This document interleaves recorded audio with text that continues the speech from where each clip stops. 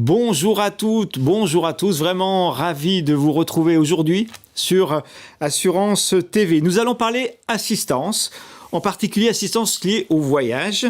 Le titre de ce plateau aujourd'hui est « Comment faire de l'assistance dans un monde en changement ?»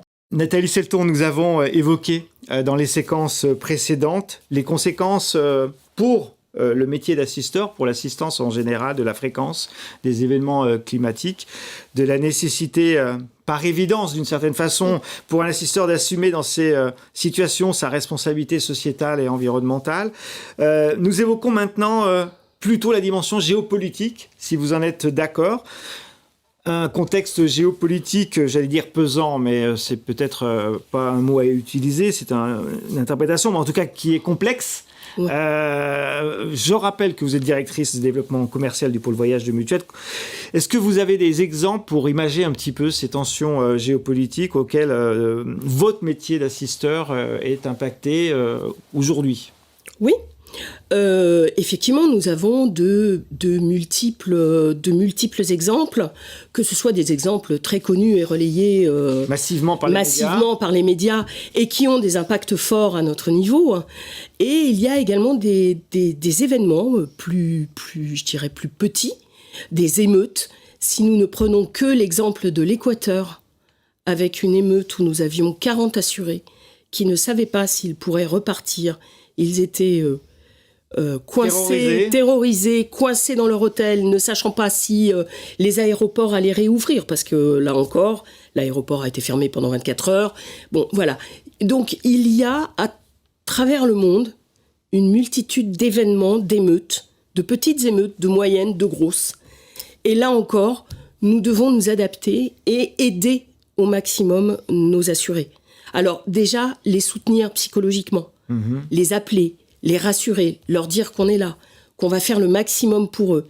Et là encore, nous devons travailler main dans la main avec nos clients tour opérateurs.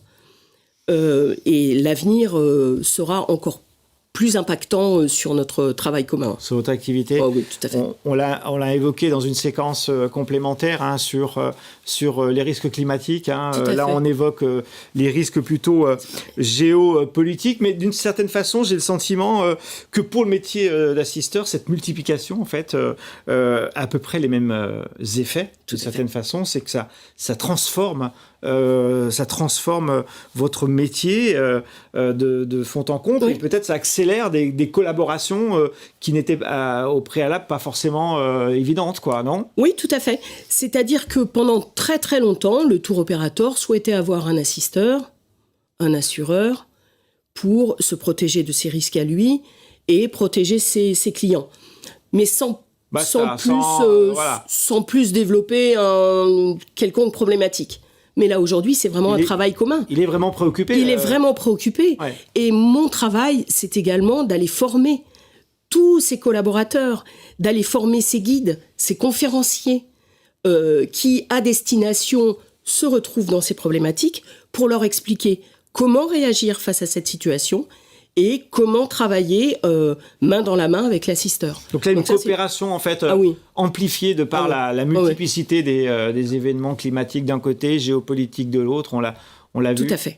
Une diversité. Est-ce qu'il y a des tours opérateurs qui changent aussi un petit peu leur zone d'activité, par exemple, qui tiennent compte peut-être des recommandations du Quai d'Orsay ou pas du tout ? Alors, ils tiennent compte des recommandations du Quai d'Orsay. Ils anticipent également, si je ne prends que les croisiéristes qui, aujourd'hui, sont dans l'incapacité d'aller sur la mer Rouge. Ouais. Donc, ils modifient leur parcours pour justement ne pas avoir à gérer des situations qui pourraient être cataclysmiques à leur niveau.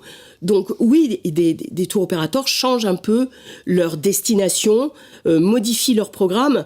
Et là encore, ils sont obligés d'anticiper et de modifier leur programme au fil de l'année pour ne pas se retrouver confrontés à une multitude d'assurés, une multitude de clients et de situations qui seraient bien trop complexes à gérer seuls. Donc un vrai rapprochement entre le fabricant, qui doit connaître théoriquement la destination qu'il... Oui, il la connaît par cœur. Ils la connaissent tous par cœur, vraiment ? Oui. La plupart connaissent vraiment leur destination ? Surtout quand on est sur des destinations un petit peu complexes. Là, Ouais. c'est vraiment des experts. À la limite, c'est vraiment, il y a une expertise très très pointue. Ouais. Ça, on l'oublie un peu souvent. Mais effectivement, vous avez de vrais professionnels. Donc c'est un vrai changement, cette coopération nécessaire, indispensable avec Oui, les tout à tours fait. opérateurs dans ce contexte d'incidents entre guillemets géopolitiques, guerre en Ukraine, situation dans la bande de Gaza et ailleurs. Tout à fait. Vous les évoquez, d'autres moins médiatisés, mais comme en Équateur, Ouais. par exemple, où effectivement il y a des émeutes, où dans tous les pays du monde il peut y avoir effectivement des situations qui fragilisent considérablement vos assurés en vacances ou en déplacement professionnel. déplacement professionnel. On va basculer vers l'avenir, si vous en êtes d'accord, Bien sûr. Nathalie. On a évoqué concernant ces risques géopolitiques. Qu'est-ce que vous voyez pour cette année 2024 ? Est-ce qu'il y a des mouvements complémentaires à ceux que vous avez évoqués, ou est-ce qu'effectivement il y a une poussée de ceux que vous avez déjà évoqués en termes d'évolution ? Alors, je pense qu'il y a une poussée, malheureusement. Il y a une poussée de ces événements. Par contre, ce qui est très positif, parce qu'il faut toujours voir le positif Le verre à moitié plein. le verre à moitié plein, voilà, c'est ça. C'est vraiment un travail de très très grande proximité entre les acteurs du tourisme et l'assisteur que je suis. Chacun apprend à l'autre, chacun met un peu son expertise à disposition de l'autre. Et donc, ça donne un renforcement de proximité et normalement, tout est fait pour rassurer un client qui partira à l'autre bout du monde.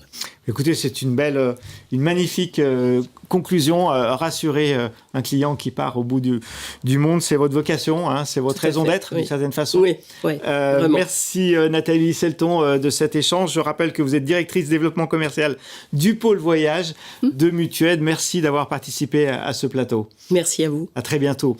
À bientôt sur Assurance TV.